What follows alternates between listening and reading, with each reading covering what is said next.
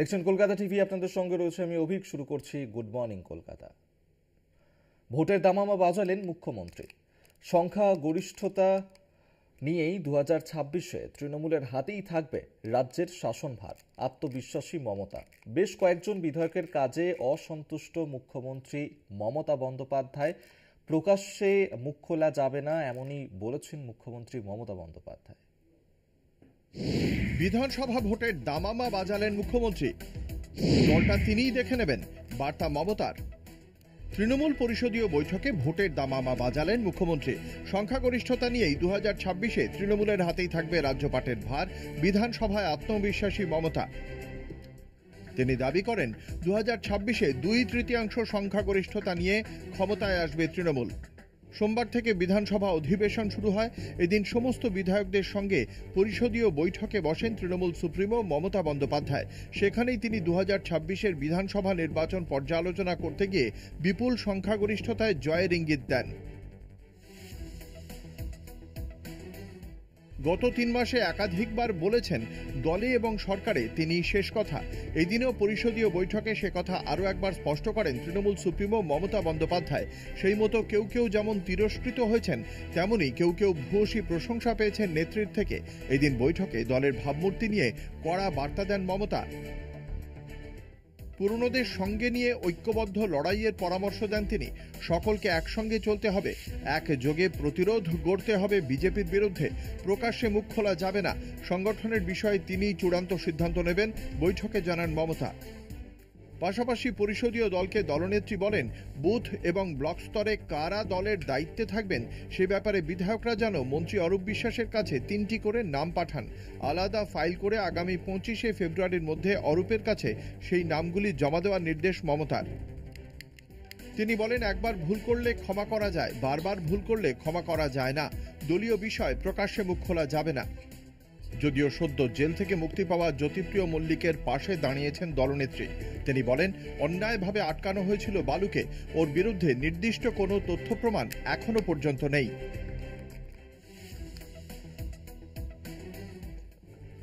ছাব্বিশের বিধানসভা ভোটকে পাখির চোখ তৃণমূলের, সে কথা মাথায় রেখে জনসংযোগে জোর তৃণমূল নেত্রীর। ইটাহারের বিধায়ক মোশাররফ হোসেনের জনসংযোগী তার আদর্শ উদাহরণ। এই দিনের পরিষদীয় বৈঠকে তাঁর প্রশংসায় মমতা। তিনি যেমন বুথে বুথে ঘুরে কাজ করছেন, সেভাবেই সকলকে কাজ করতে হবে বলে জানান তিনি। মোশাররফের জনসংযোগকেই তাই মডেল করতে পরামর্শ দলনেত্রীর। দলীয় বিধায়কদের নিজের লেখা বইও এদিন উপহার দেন মমতা। 12 ফেব্রুয়ারি রাজ্যের বাজেট পেশ। বিধানসভা নির্বাচনের আগে শেষ পূর্ণাঙ্গ বাজেটে তৃণমূল সরকার কোন কোন বিষয়ে জোর দেয় সেদিকেই আপাতত তাকিয়ে রাজ্যবাসী। কলকাতা টিভি।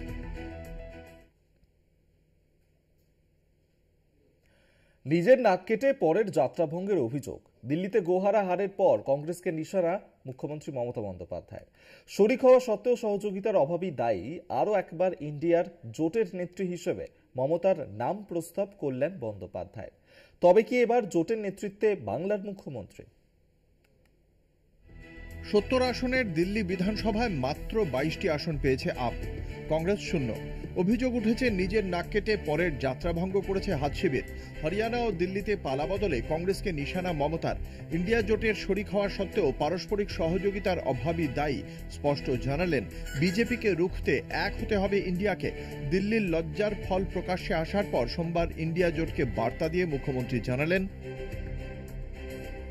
দিল্লিতে কংগ্রেস আপকে সাহায্য করেনি, আবার হরিয়ানাতে আপ কংগ্রেসকে সাহায্য করেনি, যার জন্য এই দুই জায়গায় বিজেপি জিতেছে। এই দুই দল একসঙ্গে থাকলে খারাপ ফল কখনোই হতো না।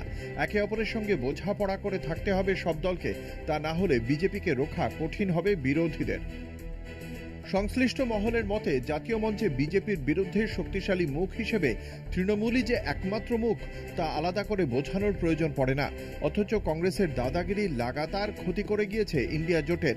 জাতীয় মঞ্চে মুখ থুবড়ে পড়েছে হাত শিবিরও। এই অবস্থায় দিল্লি ভোটে হারের পর তৃণমূল নেত্রীর এই বার্তায় একদিকে যেমন জোটকে ঐক্যবদ্ধ রাখার প্রয়াস, অন্যদিকে কংগ্রেসকেও নিশানা। কংগ্রেসের ঔদ্ধত্য যে ইন্ডিয়া জোট আর কোনোভাবে মানবে না তা ইঙ্গিতে স্পষ্ট করে দিলেন বাংলার মুখ্যমন্ত্রী মমতা বন্দ্যোপাধ্যায়। অতীতে মমতা বন্দ্যোপাধ্যায়কেই ইন্ডিয়া জোটের মুখ হিসেবে নির্বাচিত করার পক্ষে সুর চড়িয়েছেন তৃণমূল সাংসদ কল্যাণ বন্দ্যোপাধ্যায়। कांग्रेस को समझना चाहिए कि कांग्रेस का लीडरशिप में इंडिया अलायंस फेल हो गया। ममता दी को ले आएंगे लीडरशिप में, उसमें अच्छा ही होगा।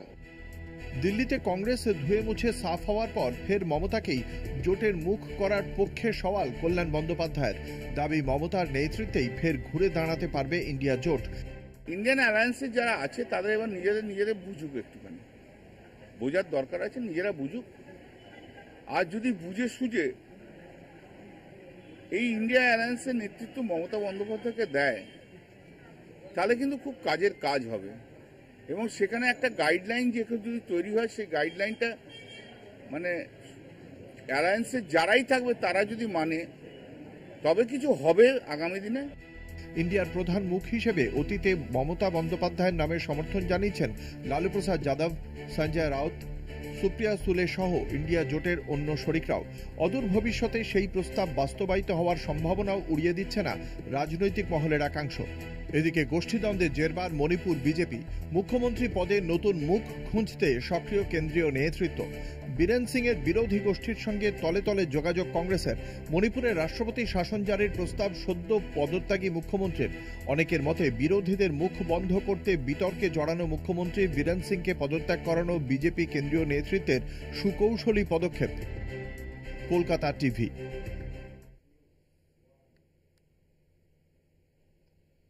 26-এও একাই লড়বে তৃণমূল কংগ্রেস। 2/3 বেশি আসনে গঠিত হবে চতুর্থ তৃণমূল সরকার। বিধানসভায় বাজেট অধিবেশনের শুরুর দিন পরিষদীয় দলের বৈঠকে সাফ বার্তা মমতা বন্দ্যোপাধ্যায়ের। বিধানসভা ভোটের প্রস্তুতির নির্দেশ নেতৃত্বকে। 2026-এর বিধানসভায় একাই লড়বে তৃণমূল, সাফ জানালেন মমতা বন্দ্যোপাধ্যায়। সোমবার বিধানসভায় বাজেট অধিবেশনের শুরুর দিন তৃণমূল পরিষদীয় দলের বৈঠকে তৃণমূল সুপ্রিমো বলেন, বাংলায় কংগ্রেসের কিছু নেই, ফলে ওখানে ওদের সঙ্গে জোটের প্রশ্নই ওঠে না। বাংলায় একাই লড়ব আমরা, একাই 2/3 বেশি আসন পেয়ে চতুর্থবারের সরকার করব। 70 আসনের দিল্লি বিধানসভায় মাত্র 22টি আসন পেয়েছে আপ, কংগ্রেস 0। তবে দিল্লির ফলের প্রভাব যে বাংলায় পড়বে না সে কথাও স্পষ্ট করে দিয়েছেন তৃণমূল নেত্রী। জানিয়ে দেন বিজেপিকে রোখার জন্য বাংলায় যথেষ্ট শক্তিশালী তৃণমূল। এদিনই দলীয় বিধায়কদের বিধানসভা ভোটের প্রস্তুতির নির্দেশ দিলেন মমতা বন্দ্যোপাধ্যায়। বুথে বুথে জোরদার সংগঠন তৈরির নির্দেশ। ইটাহারের বিধায়ক মোশাররফ হোসেনের জনসংযোগকে মডেল করার পরামর্শ। পুরনোদের সঙ্গে নিয়ে ঐক্যবদ্ধ লড়াই পরামর্শ। সকলকে নিয়ে একসঙ্গে চলার বার্তা। একযোগে প্রতিরোধ গড়তে হবে বিজেপির বিরুদ্ধে। প্রকাশ্যে মুখ খোলা যাবে না, দল নিয়ে সিদ্ধান্ত নেবেন তিনি। রাজনৈতিক মহলের মতে বাংলায় বিজেপিকে রুখতে তৃণমূল যে একমাত্র শক্তিশালী দল তা বহুবার প্রমাণ করে দিয়েছেন মমতা বন্দ্যোপাধ্যায়। প্রতি নির্বাচনের আগে বামেদের সঙ্গে জোট বেঁধে তৃণমূলের শক্তি ক্ষয় করার চেষ্টা করেছে কংগ্রেস, যদিও তাতে বিশেষ লাভ হয়নি। আখেরে মুখ পুড়েছে কংগ্রেসেরই, যার জেরে আরও একবার একলা হেঁটেই বাজিমাতের প্রস্তুতি শুরু তৃণমূলে। কলকাতা টিভি।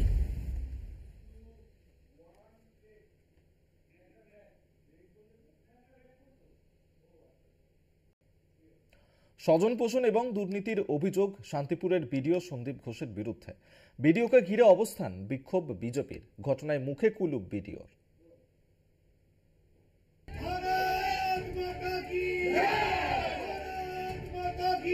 পেশায় বিডিও সরকারি প্রশাসক, আচরণে তৃণমূলের প্রতিনিধি। অভিযোগ বিজেপির। স্থানীয় পঞ্চায়েত সমিতি বিজেপির দখলে থাকলেও বিডিও তৃণমূলের হয়ে কাজ করায় উন্নয়ন ব্যাহত হচ্ছে, এমনটাই অভিযোগ বিজেপি নেতৃত্বে। সোমবার ফুলিয়ার বিডিও অফিসে তারই প্রতিবাদে পঞ্চায়েত সমিতির বিজেপি সদস্যরা তৃণমূলের প্রতীক বিডিওর হাতে তুলে দিতে আসেন। বিজেপি নেতৃত্বের দাবি, যতক্ষণ না বিডিও ওই প্রতীক হাতে নেবেন ততক্ষণ ধর্ণা অবস্থান চলবে। শান্তিপুর পঞ্চায়েত সমিতি বিজেপি পরিচালিত এই পঞ্চায়েত সমিতিতে 2,22,00,000 টাকা কেন্দ্রের সরকার দিয়েছে। উনি সেই জেনারেল মিটিংয়ে, যে মিটিংয়ে আমরা সংখ্যাগরিষ্ঠ ছিলাম বিজেপির জনপ্রতিনিধিরা, সেখানে তৃণমূলকে সংখ্যাগরিষ্ঠ করবার জন্য তিনি ভোট দিয়েছেন, জয়েন্ট বিডিও ভোট দিয়েছে, অফিসাররা ভোট দিয়েছেন, দিয়ে তারা তৃণমূলকে সংখ্যাগরিষ্ঠ বানিয়েছে এবং এই টাকাটা টোটাল তৃণমূলের হাতে তুলে দিয়েছে। যদিও ঘটনা প্রসঙ্গে কোনো মন্তব্য করেননি বিডিও সন্দীপ ঘোষ, এমনকি বিজেপির বিক্ষোভে মুখে কুলু পেটেছিলেন তিনি। নদিয়া থেকে রূপম রায়ের রিপোর্ট, কলকাতা টিভি।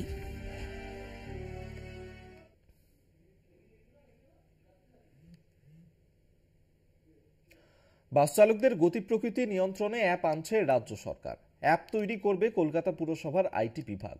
সোমবার পুর ভবনে উচ্চ পর্যায়ের বৈঠকের সিদ্ধান্ত, অ্যাপের আওতায় থাকবে শহরের 12টি রুট। এই সমস্ত রুটের চালকদের প্রশিক্ষণ দেওয়া হবে। 2-1 মাসের মধ্যে অ্যাপ তৈরির কাজ শুরু হবে। বাসগুলি জিপিএস ট্র্যাকিং ডিভাইসের সঙ্গে যুক্ত থাকবে। বাসের অবস্থান জানা যাবে অ্যাপের মাধ্যমে। বাস দ্রুত গতিতে বা খারাপভাবে চালানো হচ্ছে কিনা তা জানা যাবে। চালক একাধিকবার নিয়ম অমান্য করলে বাতিল হবে লাইসেন্স। বাস স্ট্যান্ডের সৌন্দর্যায়ন করবে কলকাতা পুরসভা। বাস স্ট্যান্ডগুলির আধুনিকীকরণ হবে। প্রতিটি বাস স্ট্যান্ডে লাগানো থাকবে ডিসপ্লে বোর্ড।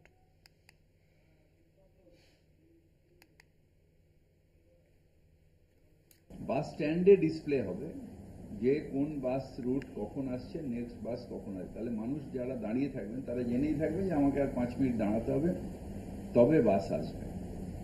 তো এই অ্যাপটা তৈরি করছেন আমাদের আইটি ডিপার্টমেন্ট এবং ট্রান্সপোর্ট ডিপার্টমেন্ট, এটার নোডাল এজেন্সি। আর আমরা কর্পোরেশন থেকে যে বাস স্ট্যান্ডগুলোকে একটু মডার্নাইজ করা, সেখানে আমরা লাগানো, এলইডি লাগানো, যেখানে এলইডি স্ক্রিনেও আসবে আবার লেখাও আসবে যে বাসটা কত দূরে কত মিনিটে আসবে। আর সেকেন্ড, যেখানে যেখানে বাস স্ট্যান্ড আছে অথচ বাস টার্মিনাস নেই, মানে বাস শেল্টার নেই, শেড নেই, সেখানে কিছু শেড আমরা তৈরি করে দেবো ইমিডিয়েটলি। নারকেলডাঙ্গার বেআইনি নির্মাণ ভাঙার ডেডলাইন দিল হাইকোর্ট। 10ই মার্চের মধ্যে ভাঙতে হবে নির্মাণ। পুলিশের অভাবে পুরসভা বাড়ি ভাঙতে ব্যর্থ হলে কেন্দ্রীয় বাহিনী মোতায়েন করতে হবে, মন্তব্য বিচারপতি অমৃতা সিনহার। 10 মার্চের মধ্যে নারকেলডাঙ্গার বেআইনি নির্মাণ ভাঙতে না পারলে কেন্দ্রীয় বাহিনীর উপস্থিতিতে বাড়ি ভাঙা হবে, নির্দেশ বিচারপতি অমৃতা সিনহার। কলকাতা পুরসভার 3 নম্বর বোরোর অধীনের নারকেলডাঙ্গা অঞ্চলে 5 তলা বেআইনি নির্মাণ নিয়ে মামলা দায়ের হয় কলকাতা হাইকোর্টে। কলকাতা পুরসভার রিপোর্ট দিয়ে হাইকোর্টকে জানানোর পরেই ওই বাড়ি ভাঙার নির্দেশ দেয় হাইকোর্ট। 7 দিন ভাঙার কাজ চললেও সম্পূর্ণ বহুতলটি ভাঙতে পারেনি পুরসভা। বাড়ি ভাঙার নির্দেশের পরেও কাজ হয়নি দেখে ক্ষুব্ধ হন বিচারপতি। এদিন ফের সেই মামলা বিচারপতি অমৃতা সিনহার বেঞ্চে উঠলে তিনি বলেন, বেআইনি নির্মাণ ভাঙতে রাজ্য পুলিশ ব্যর্থ হলে কেন্দ্রীয় বাহিনী মোতায়েন করতেই হবে। পুলিশ কি করছে? পুরসভা যখন নিজেই বাড়ি ভাঙার সিদ্ধান্ত নিয়েছে তখন পুরসভাকে এই দায়িত্ব নিতে হবে। কলকাতা পুরসভার আইনজীবী অলোক ঘোষ বলেন, পুরসভার রিপোর্টে উল্লেখ আছে আদালতের নির্দেশ পালন করতে তারা ব্যর্থ, কারণ জবরদখলকারীদের বের করতে পুলিশ কোনো সাহায্য করছে না। কিছু ছবিও আদালতে পেশ করেছি। পুলিশ না নিরাপত্তা দিলে বা ওই বাড়ি ফাঁকা না করলে কিভাবে কাজ করবে পুরসভা? উত্তরে বিচারপতি অমৃতা সিনহা বলেন, যেখানে পুলিশ ব্যর্থ হচ্ছে সেখানে কেন্দ্রীয় পুলিশকেই আনতেই হবে। পুরসভা আইনজীবী অলোক ঘোষ বলেন, প্রথম তলা খালি করলেও বাকি তলায় জবরদখলকারীদের জন্য ভাঙা সম্ভব হয়নি, আরও একটু সময় দেওয়া হোক। বিচারপতি জানান, আরও একটু সময় দেওয়ার কোনো কারণ দেখছি না। পুলিশ কিছুতেই করতে পারছে না। 7 দিনে শুধু 5 তলার ছাদ ভেঙেছেন। 5 তলা ভাঙতে 1 বছর সময় লাগবে নাকি? আপনার লোকেরা বাকি 6 দিন কি করছিল সেখানে? আইনজীবী অলোক ঘোষ বলেন, আমরা কি করতে পারি? পুরসভা শুধু ভাঙার কাজ করতে পারে। যারা বাধা দিচ্ছে তাদের গ্রেফতার করতে হবে। রাজ্যের আইনজীবী বলেন, বোরো 3-এর নারকেলডাঙ্গা থানা এলাকায় 5 তলা বেআইনি নির্মাণের শুধু ছাদ ভাঙা হয়। ওসির রিপোর্ট দিয়েছে। পুলিশ ওই বাড়ির দেওয়ালে নোটিশ ঝুলিয়েছে। বিচারপতি বলেন, পুলিশের দায়িত্ব কোনো বাধা যেন না আসে সেটা নিশ্চিত করা। এরপরেই 10ই মার্চের মধ্যে সম্পূর্ণ বাড়ি ভাঙা না হলে কেন্দ্রীয় বাহিনী মোতায়েন করার নির্দেশ দেয় আদালত। কলকাতা টিভি।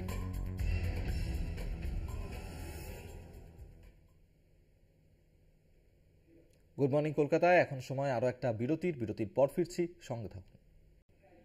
ইটভাটায় মাটি ধসে চাপা পড়ে মৃত্যু হলো 2 শিশুর। অবৈধভাবে মাটি কেটে মজুত রাখা হয়েছিল সেখানে, এমনই অভিযোগ করা হচ্ছে। কর্তৃপক্ষের বিরুদ্ধে অভিযোগ, ইটভাটা কর্তৃপক্ষের বিরুদ্ধেই অভিযোগ আনা হচ্ছে। তাদের শাস্তির দাবিতে বিক্ষোভ দেখায় গ্রামবাসীরা এবং অবৈধভাবে মাটি কেটে মজুত রাখা হয়েছিল সেই ইটভাটায় মাটি ধসে চাপা পড়ে মৃত্যু হয়েছে 2 জন শিশুর। ইটভাটা কর্তৃপক্ষের শাস্তির দাবিতে বিক্ষোভ দেখায় গ্রামবাসীরা। মনা বীরবংশী আমাদের সঙ্গে টেলিফোনে রয়েছেন প্রতিনিধি। মনা, কি ঘটনা ঘটেছে? গ্রামবাসীরা তারা কি বলছেন, কি চাইছেন তারা? দেখো অভিক, যেটা আমরা জানতে পারছি সেটি হচ্ছে বীরভূমের বোলপুর থানার অন্তর্গত নানুর বিধানসভার সিঙ্গি যে গ্রাম, অজয় ন তীরবর্তী যে অঞ্চল, সেই অঞ্চলে একাধিক ব্যাগের ছাতার মতো কিন্তু অবৈধভাবে ইট ভাটা কিন্তু গজিয়ে উঠেছে এবং এই ইট ভাটাগুলি অবৈধভাবে বিভিন্ন জায়গায় প্রশাসনের নজর এড়িয়ে, পুলিশের নজর এড়িয়ে বিভিন্ন জায়গা থেকে তারা মাটি কাটছে এবং দেখো সেই ইট ভাটাতেই প্রচুর পরিমাণে পাহাড় প্রমাণ সেই মাটি কেটে সে জায়গায় মজুত করেছিল। সেই মাটির ধসে মানে মাটি চাপা পড়েই কিন্তু দুই শিশুর মৃত্যুকে ঘিরে রীতিমতো চাঞ্চল্যকর এবং উত্তেজনার পরিবেশ তৈরি হয় গতকাল রাত্রে। আমরা যেটা জানতে পারছি যে বোলপুর থানার সিঙ্গি যে গ্রাম পঞ্চায়েত, সেই পঞ্চায়েতেরই বড়ডিহা যে আদিবাসী গ্রাম, সেই গ্রামেই কিন্তু মূলত ঘটনাটি ঘটেছে। দেখো তারপরই বোলপুর থানার পুলিশ খবর পেয়ে ঘটনাস্থলে যায়, কিন্তু দেখো অবশ্যই সেই মুহূর্তে পুলিশকে কিন্তু কার্যত ওই শিশুর মৃতদেহ কিন্তু দুটি শিশুর মৃতদেহ তুলতে কিন্তু বাধা দেয় এবং গ্রামবাসীদের পক্ষ থেকে বলা হয় যে আগে এই যে ঘটনা ঘটলো, মর্মান্তিক ঘটনা ঘটলো, এই ঘটনার যারা অভিযুক্ত অর্থাৎ ইট ভাটা কর্তৃপক্ষের ব্যবস্থা নিতে হবে, তারপর আমরা দেহ তুলতে দেব।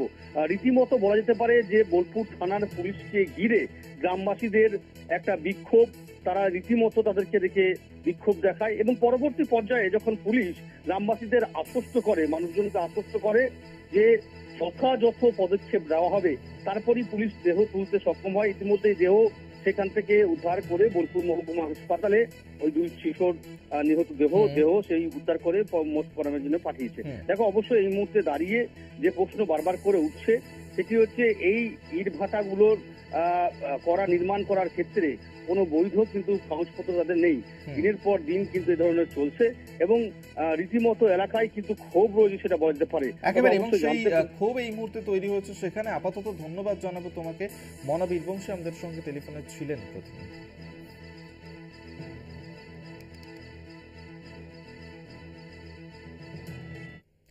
ইন্ডিয়া জোটের পরবর্তী মুখ মমতা বন্দ্যোপাধ্যায়। সওয়াল লোকসভার বর্ষিয়ান সাংসদ কল্যাণ বন্দ্যোপাধ্যায়ের। কংগ্রেস ব্যর্থ, মমতার নেতৃত্বেই ফের ঘুরে দাঁড়াতে পারবে ইন্ডিয়া জোট, দাবি কল্যাণের।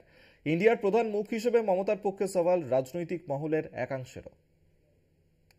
দিল্লিতে শোচনীয় পরাজয় আপের, খাতা খুলতে পারেনি কংগ্রেসও। দিল্লি নির্বাচনের ফল প্রকাশের পরই ইন্ডিয়া জোটের ভবিষ্যৎ নিয়ে রাজনৈতিক মহলে উঠছে প্রশ্ন। ইন্ডিয়া জোটের পরবর্তী মুখ কে হবে? নতুন করে সংগঠন সাজাবে ইন্ডিয়া? এই আবহে ফের ইন্ডিয়া জোটের মুখ হিসেবে মমতা বন্দ্যোপাধ্যায়ের পক্ষে সওয়াল করলেন লোকসভার বর্ষিয়ান সাংসদ কল্যাণ বন্দ্যোপাধ্যায়। ইন্ডিয়া জোটের মুখ কে? মমতার পক্ষে সওয়াল কল্যাণের। জাতীয় রাজনীতির ময়দানে থাকা বিজেপি বিরোধী দলগুলিকে এক ছাতার তলায় আনতে গুরুত্বপূর্ণ ভূমিকা নিয়েছেন বাংলার মুখ্যমন্ত্রী তথা তৃণমূল সুপ্রিমো মমতা বন্দ্যোপাধ্যায়। তিনি Congress, Samajwadi party, RJD, NCP, up, DMK সহ মোট 17টি দলকে এক সুতোয় বেঁধেছেন। জোটের নেত্রী হিসেবে মমতা বন্দ্যোপাধ্যায়ের পক্ষে সওয়াল করেছেন আপ, আরজেডি সুপ্রিমোরাও। সেই সুর ফের শোনা গেল কল্যাণ বন্দ্যোপাধ্যায়ের মুখেও। ইন্ডিয়ান অ্যালায়েন্সে যারা আছে তাদের এবার নিজেদের বুঝুক, একটুখানি বোঝার দরকার আছে, নিজেরা বুঝুক। আর যদি বুঝে সুঝে এই ইন্ডিয়া অ্যালায়েন্সের নেতৃত্ব মমতা বন্দ্যোপাধ্যায়কে দেয়, তাহলে কিন্তু খুব কাজের কাজ হবে এবং সেখানে একটা গাইডলাইন যদি তৈরি হয়, সেই গাইডলাইনটা মানে অ্যালায়েন্সের যারাই থাকবে তারা যদি মানে, তবে কিছু হবে আগামী দিনে। গত বছর মমতা বন্দ্যোপাধ্যায়কে ইন্ডিয়া জোটের মুখ হিসেবে নির্বাচিত করার পক্ষে সুর চড়িয়েছিলেন কল্যাণ বন্দ্যোপাধ্যায়। কংগ্রেসের নেতৃত্বে ইন্ডিয়া জোটের ভরাডুবির কথাও তুলে ধরেছিলেন তিনি। कांग्रेस को समझना चाहिए कि कांग्रेस का लीडरशिप में इंडिया अलायंस फेल हो गया। ममता दी को ले आएंगे लीडरशिप में, उसमें अच्छा ही होगा। 26 বিধানসভা নির্বাচনে কি দিল্লির ফলাফলের প্রভাব পড়বে? এই প্রশ্নে কল্যাণের সাফ জবাব, পশ্চিমবঙ্গে বিজেপির কোনো জায়গা নেই।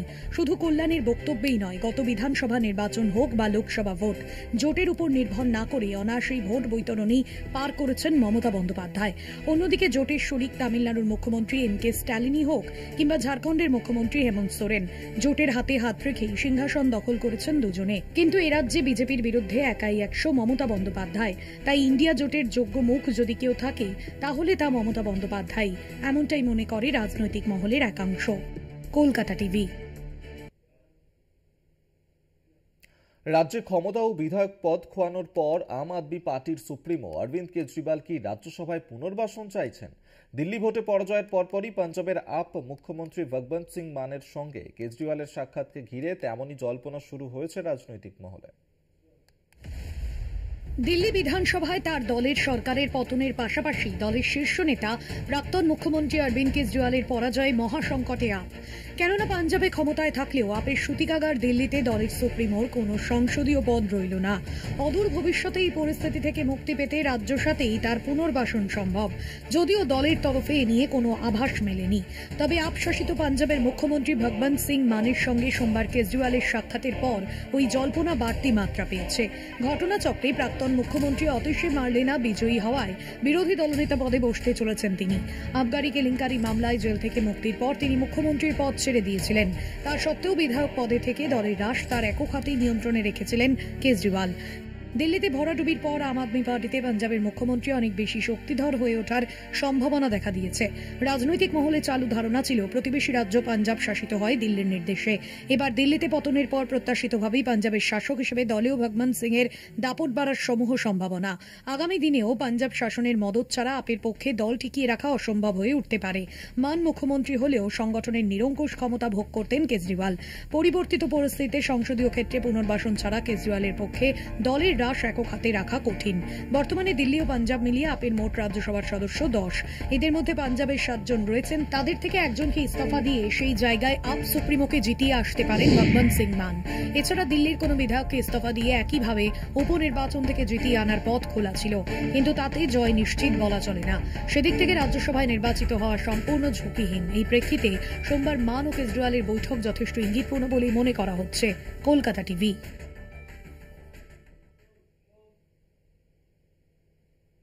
এখন এই পর্যন্তই। দেখতে থাকুন কলকাতা টিভি, রাত দিন 7 দিন।